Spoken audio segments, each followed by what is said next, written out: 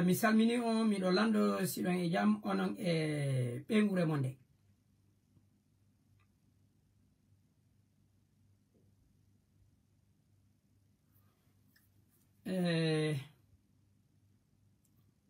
En waɗa gimɗi no gasa seeɗa.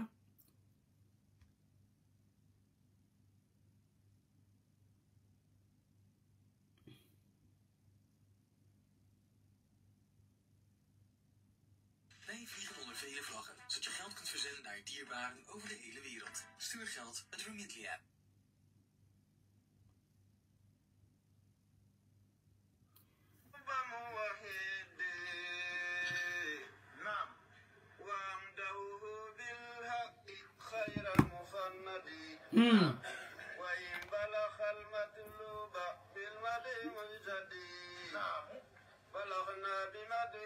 هاشمية محمد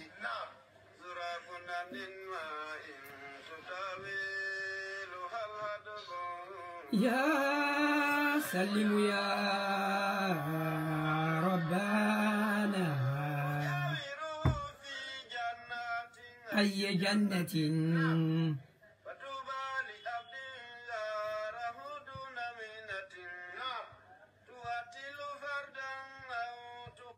ko yewteten ɗo hande. assalamu aleykum wa rahmatullahi wa barakatuh. miɗo lanɗo sino e jam e si suuma yon kadi no feƴƴude jam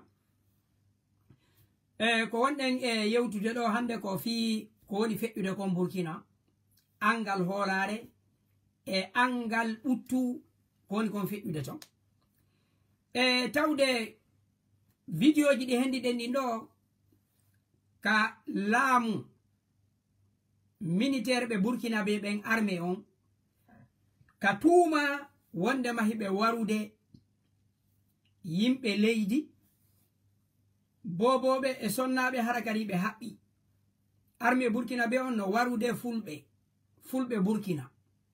ko ɗum faaleɗe yewtugol ɗo haray miɗo tori on yon senditu fi en wawu jokkodirde kadi.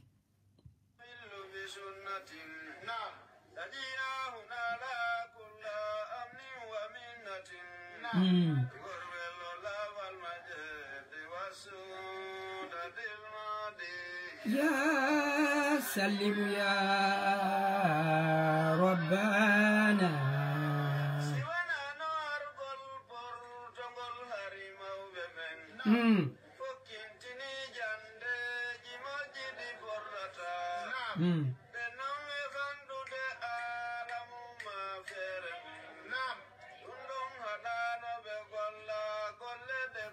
senditane vidéo musidɓe mi torike on wota wuddir ko wawɗon ko.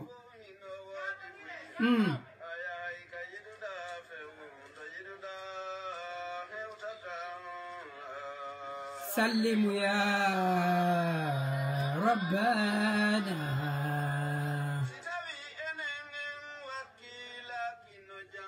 samban para. waleykum salam hajjani ɗo e jam ono e ɓe gurde.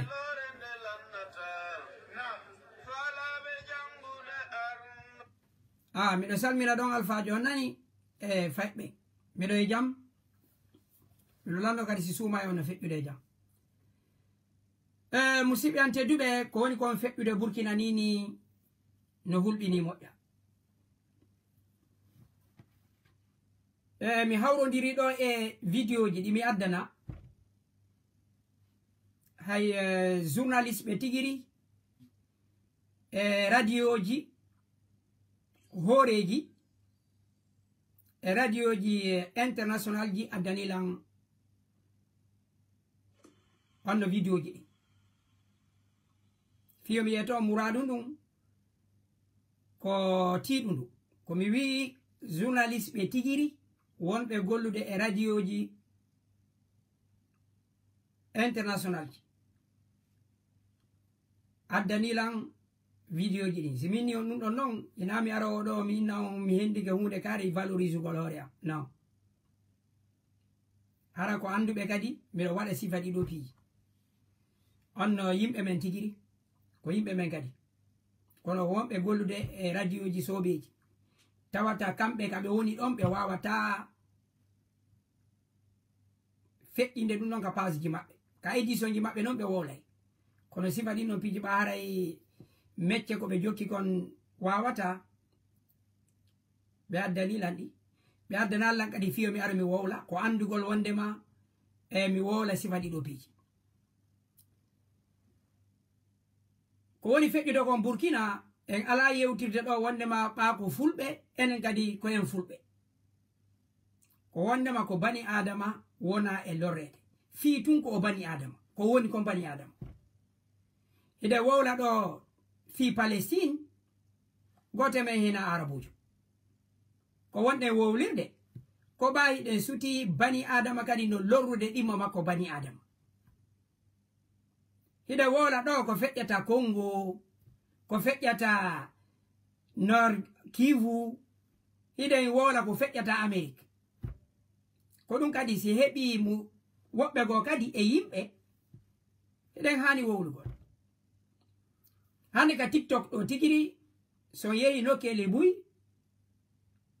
hino wowlede fi mum min tigiri mi natiɗo e panel ivoirien ɓe hande ko mi waɗali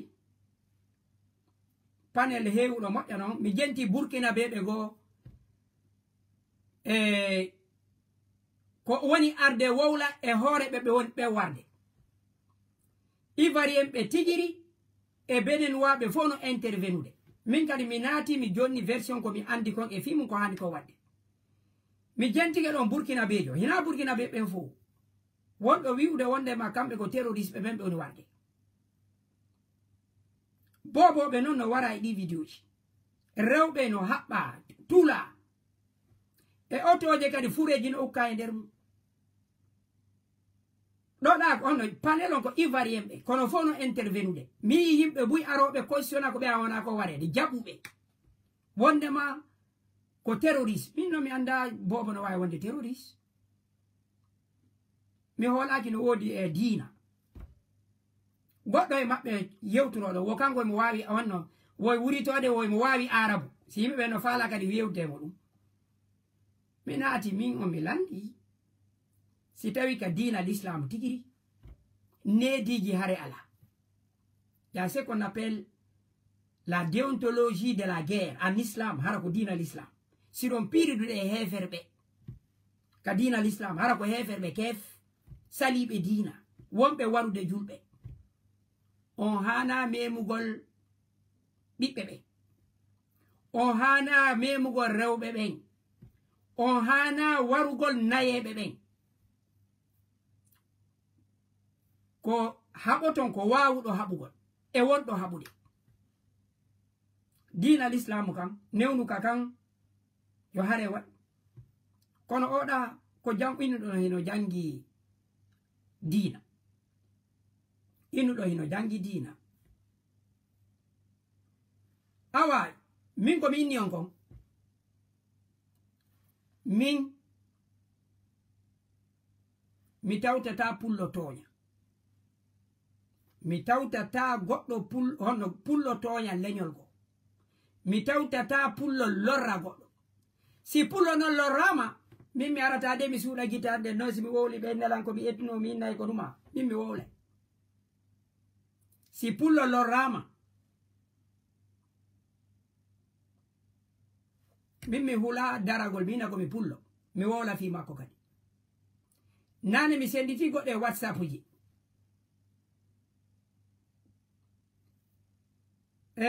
nane pullo tigire ari ɗo o wi wo ko henɗum wowlanten fi ɗum wo ko yimɓe ɓe haajaka en min daari compule mo ɓorni on kaftani on ko leppi Burkina on yeygo ga pajam miɗo addi mo ɗo min ko henɗum o ɓornani conci Burkina ɗin o acci ɗon conci lagine ɗin hono conci fuutaji ɗin leppi o awa hiɗen mari yimɓe ko kala ko waɗɗa haray waɗaki sa wowli fi Palestine ɓenna nous ne sommes pas des arabes wowlu fi Afrique sa wowli fi Afrique ɓenna on a des problèmes chez nous sa wowli problème ñinen ke men te ethno ti parle de la politique ko holli a waɗa woni ko wawɗa kon hara a te faali sone wela goɗɗo ma acca goɗɗo gogo ko e yimɓe bani adama ɗi mundum en hana tawtugol toñi kala toñi ko waɗa hiɗen hani dartagol fayda miɗo andi probléme ji lagine ɗen hino ɗuuɗi moƴƴa noon o wawde famude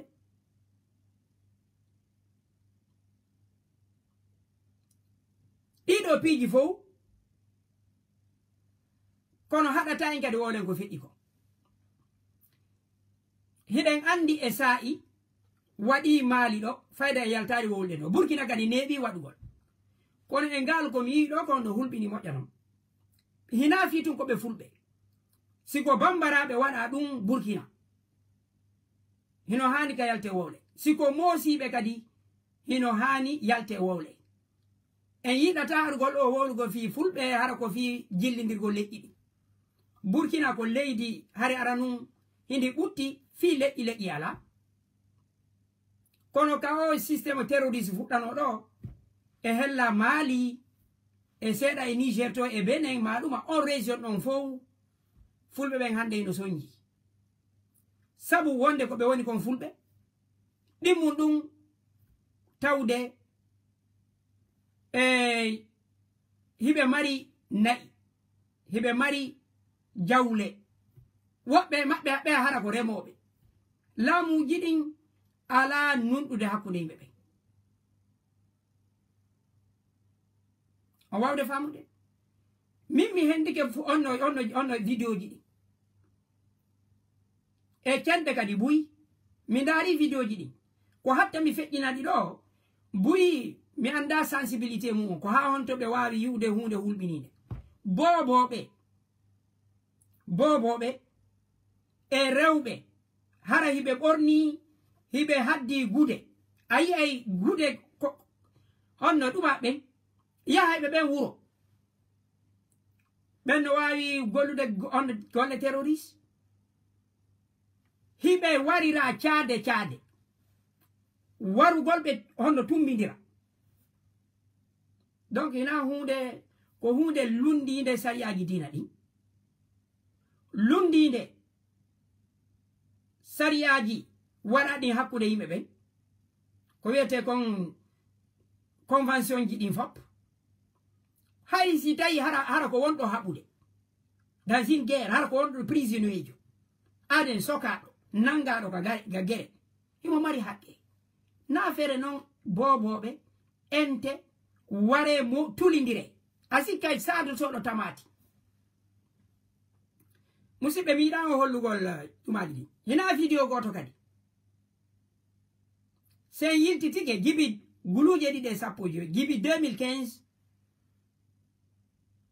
onno fulɓe ɓen no warede Burkina en wolta ko woni kon feƴƴude Mali ɗum ɗon kadi ko dossier go jibi 2015 janvier 2010 onno 19 kadi ka wiyete ɗon yirgu temeɗɗiɗo e sappo 210 personnes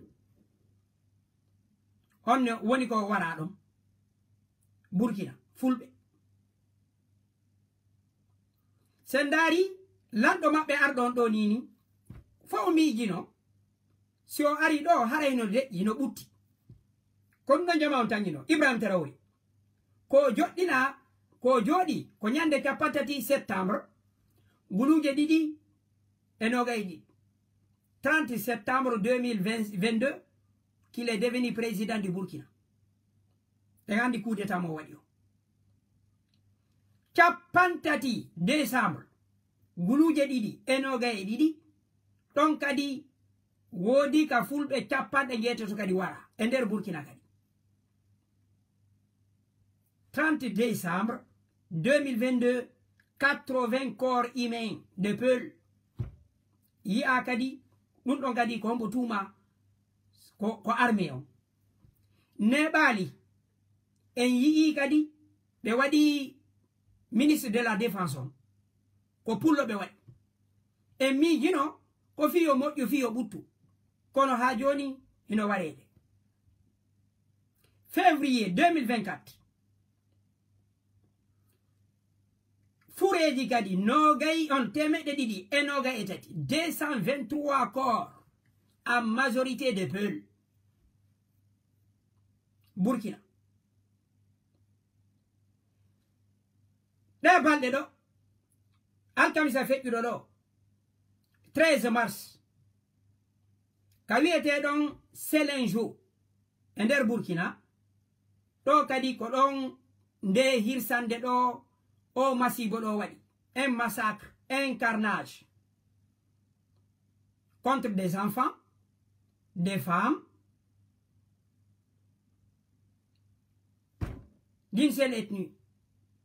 Leur crime, c'est quoi? C'est d'être peu. Armée doit donc l'armée qui est censée de protéger la population, c'est elle qui fait l'amalgame entre terrorisme et peul. Ça veut dire même si tu es un nouveau-né, si tu es peul, tu es terroriste.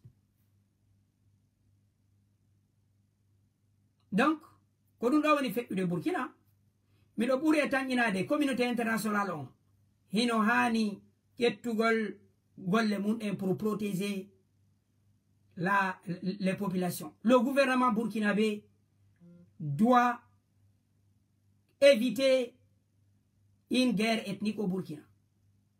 Nous sommes des panafricains, nous souhaitons la stabilité du Burkina Faso. Il n'y avait pas un problème d'ethnique au Burkina. Mais tout récemment, à chaque fois, il y a des théories contre une seule ethnie, qui est l'ethnie Peul. Donc il ne faut pas faire l'amalgame entre les terroristes et les Peuls. Un enfant de 3 mois, de 5 mois, d'un an, peut avoir une idée contre un gouvernement, contre un État. On peut juger un enfant de 10 ans, un adolescent de 10 ans d'être terroriste. Donc, soyons logiques. Moi, je ne parle pas en tant que Peul. Mais chacun de nous doit prendre ses responsabilités. Chacun de nous doit faire quelque chose pour les droits de l'homme, les droits des humains. Moi, je connais le Burkina Faso. J'ai traversé, j'ai fait des études supérieures à Niamey. Il n'y avait pas de problème. J'ai des amis burkinabés, des Mossi même, et des Bambara. Mais il n'y a jamais eu un problème de racisme ou bien ethno entre nous. Si nous parlons de protéger les populations au niveau du Burkina, ce n'est pas parce que nous sommes contre le Burkina ou bien nous sommes fiers de voir le Burkina tomber dans le chaos de l'insécurité. Donc, nous invitons toutes les populations, le peuple burkinabé, de continuer sa lutte contre l'insécurité, contre les terroristes, mais d'éviter de faire l'amalgame entre une ethnie et un groupe d'individus mal intentionnés. C'est tout ce que nous voulons dire. Moi, je ne suis pas venu ici pour s'attaquer à une partie de Burkinabé. Non. Je suis Peul, bien sûr. Mais en cas un massacre contre les Mossi, je vais dénoncer. Contre les Bambara, je vais dénoncer. Contre les Bobolais, je vais dénoncer. Nous sommes des êtres humains avant tout. Donc, je parle dans ce sens. Donc, l'État burkinabé a le devoir de protéger tous les citoyens burkinabés, y compris les Peuls. Chacun de nous doit dénoncer ce carnage. Moi, j'ai vu des enfants, des bébés attachés avec leur maman. Ces familles ont des relations avec des terroristes? Non. C'est pour cela que dans chaque État, il y a la justice. Il y a certains qui viennent ici pour cautionner ce carnage, soit disant que non, ce sont leurs parents. Il y a eu Boko Haram au Nigeria. Boko Haram parlait le Hausa. Il y a des Hausa au Niger. Il y a des Hausa au Ghana. Il y a des Hausa au Nigeria.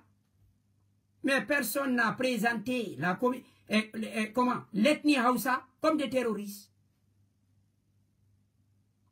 Il y a eu la guerre de séparation au nord du Mali. Il y avait des Touaregs. Personne n'a présenté les Touaregs dans la sous-région étant des terroristes. Lorsqu'il y a eu Koufa au Mali, on dit que c'est les Peuls. Au Burkina, on dit que les terroristes sont des Peuls. Pourquoi deux poids, deux mesures?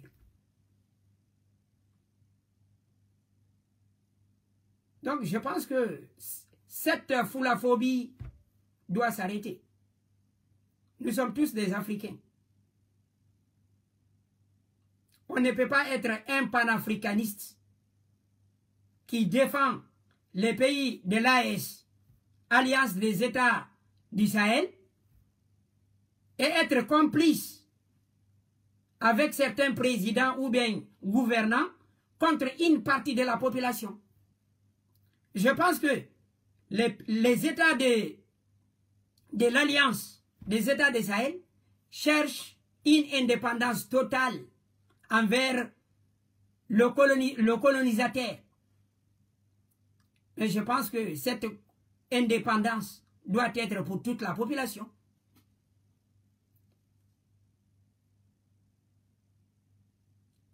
Vous comprenez? Awahara musibe ante dube. Konundong hani waduwa. Koye wawu famu de goni kon fettude. Hinaye hebu sattende. Wawlugol ko woni kon fettude no keldi fo. Mimi yeti kon ko panel ivoirien be mimi nati. Ivoirien be. Ma panafricanisme. Kono no wodi yimbe wonbe yaltude enen ngala wolde fus ko golle men en fo hina yen hersu hina yo goddo innu no dum hina lagina woni feddude ko yimbe hiden sonkude fi no keligo ko en wowlu andine dum do moƴƴa o yi ko woni ko feddi ko mali ma ko woni kon feddude mino jogi gad video ji di mi addana kan nayi e baali fulbe jatta militaire be Burkina be no soggude luttube no sonkude ono Ibe Traoré ono Ibrahim Traoré photo ji din kadi ino exist hibe jatti nayi e dammi ina wano nayi ene ko mijo to ngel kamento wano Burkina Niger ayi ay pullo goto no mari wano kolce temede didi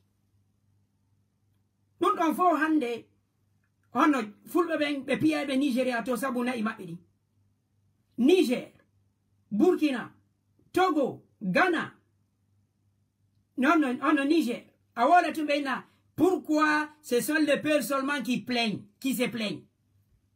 Ça, ce n'est pas une raison. Donc, on y déballe le cas dit président Benin. Pas on donc qu'au civil de mon mari hakil c'est un militaire. Ko fulbe tigiri Benin be landi audience ka pale. Ono ditibe be aribe tu modi. Be yetibe mine ina men terroriste. Attantaji wadi e balde do. Ono Benin. Hina fulbe. Ko dum président talon wi o etoto ha fulbe ngadi heba golle ka fonction publique. L'école ji darne ka mabbe kambe gadi be intégro wan luttube be ande buru ben ko wonbe aynude be yaha be warira dabeji mabbe di nitu ma nya ono nayi goto nata e ngesa be ara be ne ko fulbe ben fo mi justice mi do mari nayi dindi yeyi di nyamani go kono yowondire fulbe lutube be marabe nayi hara justice no wada awola tu wabe ko gan no ko nayi fulbe be ko a responsable amaranage goddo yehi nayi makko di nyami nayi din hara ko nayi ful ko nayi din ko Mamadou on ko jallo di yettete ka ko bari ko goddo jeyi nayi din hina fulbe be fo jeyi nayi donc musibe ante dube ko woni kon feddude hino satti e sonjaaji no wodi no kelli fo kono ko e wawo famude nokku kala e réalité mo ko dum Patrice Talon président Burkina on no Benin on kanko o hari o holli yeso télé yimbe be fo o indi wo fulbe ben ko be citoyen luttube ben kanko to o proposi yobe wadu non e discrimination on administrative wono be wadi ranantani rewbe ben wonde be jonna be kota o indi wo hay dum don hibe hani wadangol fulbe ben o ari o présenti be fo ko be citoyen wano luma leydi se on dari wano ka leydi men do goddo ara e do yenna fulbe hara ko ministre do laamu ngu ha hande kondanta on tigi wano di discours yi Idi Amin ha hande goddo yalti don inni yo Idi Amin accu fulbe ben haraw index salibe ala Burkina Ibrahim Traoré do kadi o wadali dum do be wade tum be no ce sont des terroristes ko tuningol armée on ko tuningol armée Burkina be on wawude on famude si tay si wadi do pigi no wadde président on tigiri o présenti o ini dum do duwaka be wadata kono si tay no kambitin ko be complice da balde do o nomi premier on ministre de la défense pour masquer ces massacres contre le peuple Ibrahim Traoré comme faut poni yaltude do Sonka il est libérateur c'est un panafricain. Un panafricain qui ne protège pas les populations, les enfants, les femmes. Ça, c'est quel genre d'indépendance de l'Afrique?